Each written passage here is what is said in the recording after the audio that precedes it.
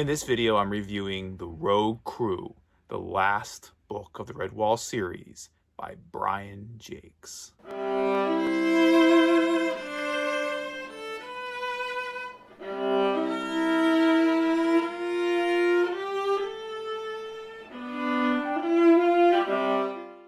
Razid Weirrat is a monstrous creature with a trident as a weapon.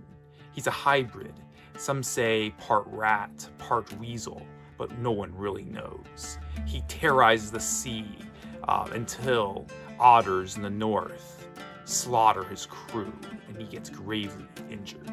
He sails back to his island, and most think he has died as the seasons passed.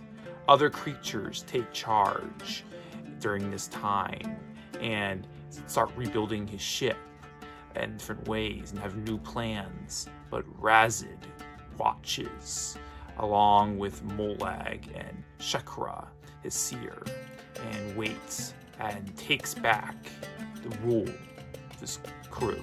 In the meantime, the young hedgehog Hugo Wiltud gets into trouble for stealing food at Redwall Abbey, but he also dreams a dream of Razid Weirrat and his frightening ship coming to Redwall, but few believe him.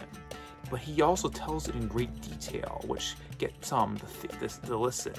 And Jumgurdy, the cellar dog, decides to take Hugo Wiltud on a journey to the coast to see if the stories of Razid Weirrat being dead are really true.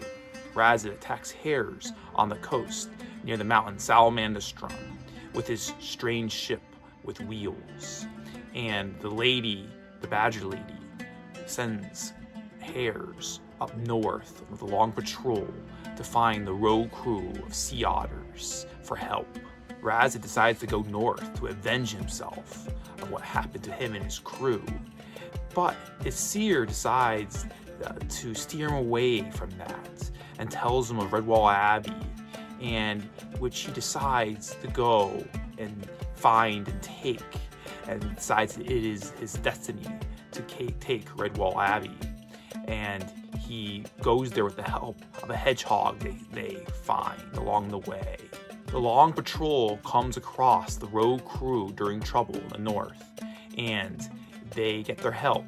And together they figure out that Razid is still alive and that he has gone to Redwall Abbey through the events they have seen, and decide to head that way themselves. And Redwall Abbey, in the meantime, has a dream of Martin the Warrior warning them of danger coming, of a great enemy coming to Redwall Abbey's walls, but of heroes coming as well. Hugo comes upon another young hedgehog named Posey, and together they survive and to go back toward Redwall with Shrews coming along, and a race commences for everyone to get to Redwall Abbey before the enemy arrives. Razid Weirrat leaves a trail of destruction along his way to Redwall Abbey, but as he gets more vicious and cruel, sacrificing his own crew at times, at a specific time, his crew starts to turn on him and decides to plan to have new leaders and to take out his charge and to assassinate him. But they also realize that they need him, strangely. And so Razid is still in command, and as he goes toward Redwall to take Redwall, because all the enemy and all the vermin need his command. All paths converge at Redwall, and the ship actually comes to its walls, and the vermin even get inside. I just want to read a little bit of the writing at the beginning of the book because it was just so good. The land of dreams, that mystical realm where the oddest of visions appear, come wander through scenes of joyful peace, or stampede through nightmares of fear. Dare we open those secret doors down dusty paths of mind, and long forgotten corners, what memories we'll find. Who rules o'er the kingdom of night, where all is not what it seems.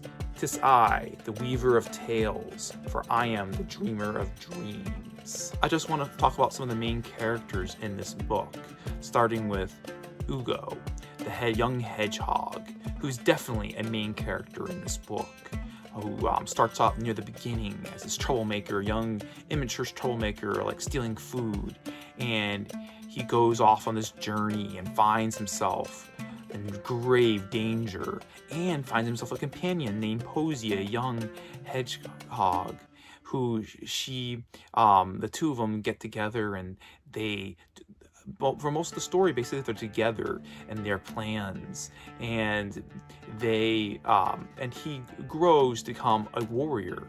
Him and Posey grow to become a warrior. And you find that his family, wilted family of hedgehogs, are throughout the Mossflower Forest. These strange hedgehogs who know everywhere and have traveled everywhere. And his family, which he doesn't really know, it is helpful and not helpful throughout this tale, which is interesting. There's the otter Jumgurdy, the cellar dog of Redwall Abbey, who takes Ugo on this quest toward the sea to find out what's going on, and he's of great help along the way in the adventure. Though he's not necessarily a warrior like some of the other otters, he is, and when he comes to the right time, he is a great otter, and I really liked his character. And of course, there are the long patrol hares, like the commander Captain Rake Nightfur, or the Sergeant Miggery, who I always loved the hares, and I love their companionship in the long patrol and how they love to eat food and everything. And like Sergeant Miggery, who's a great boxing hare, one of the great boxing hares of the whole Redwall series. There is the wild northern chieftain Score Axehound and his sons Ruggin and Swifto, who are part of the rogue crew. Though Swifto isn't. Swifto is the son that wants more of a peaceful life. And his story there's a lot of depth to his story, because he is helpful and he is warrior-like, but he's different than his father and other brother. And the family comes together, and I really love that family dynamic, and the whole rogue crew of otters who are wild and warrior-like. There are, of course, the shrews that come to help many shrews, and they're led by the Log Dandy, who is a particularly interesting one in this Redwall's book, with his shoes that he is really good at kicking his enemies with. There is Razed Weirrat, the great villain of this story, with his haunting ship, a creature that is nightmarish. Everyone that comes across him, I feel it's just scared of him in general. And he's great at planning things, but he's also just very cruel and vicious, which over trumps his intelligence at times, though I believe he is an actual intelligent creature, but his viciousness sometimes takes control, many times takes control. He's just a very cruel creature, which gives him problems, but also helps him out on the same hand. And he has his seer, Shekra, who aids him, but also has her own plans, with giving her visions of what he should be doing, and steers him sometimes in the right way, but sometimes not, and even kind of against them in ways. Creates a lot of interest in the Vermin crew. This book meant a lot to me because it was the last of the Redwall series. I don't think the author meant it to be his last, but it felt like it was in a way. And though the world goes on in my mind, the Redwall world, the Mossflower country, it goes on in my mind. I love the characters in this book particularly. There's a lot that's interesting. The hares and the otters, the hedgehogs, and there's so many great depth with all the different characters, and just fun of them joking and talking and all that, and the villains and this book. And of course, Redwall Abbey felt just as warm as it always does, and with this great food and feasts and everything. And I really thought it was really a fun story. The ship on wheels was an interesting, strange idea.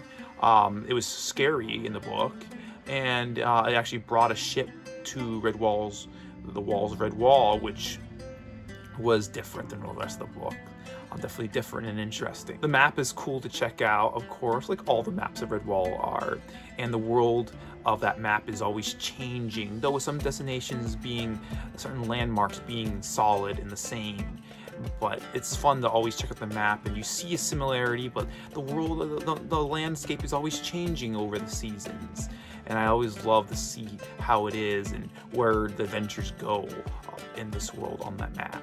I had a lot of fun reading this series, the Redwall series, and reviewing each book. And this book meant a lot as it's the conclusion of the series. And was something, this is a favorite series of mine from my childhood, which is still grows to me and comes back to me, and is still this great series to me to read as the years have gone by, as the seasons have gone by. I want to read some of the last lines of this book by Brian Jacques, which in a way were in all of the Redwall books of the whole series. Would you all consider coming here, even if only for a visit? Redwall is always open, its tables laden to you and any of good heart. I send this message in the hope that you may honor us with your presence someday. Thibb, Father Abbot of Redwall Abbey in Mossflower Country. Thanks for watching this video. Reviewing all 22 books of the Redwall series was a big journey to take, but one that I thoroughly enjoyed. If you haven't, please go check out my other Redwall reviews on my channel, A Talk About. And I also have other videos of other stuff, other stories and things. And I plan to create other videos in the future of different topics, of similar and different topics. So please come to my channel, and I hope to see you next time. Thanks for watching.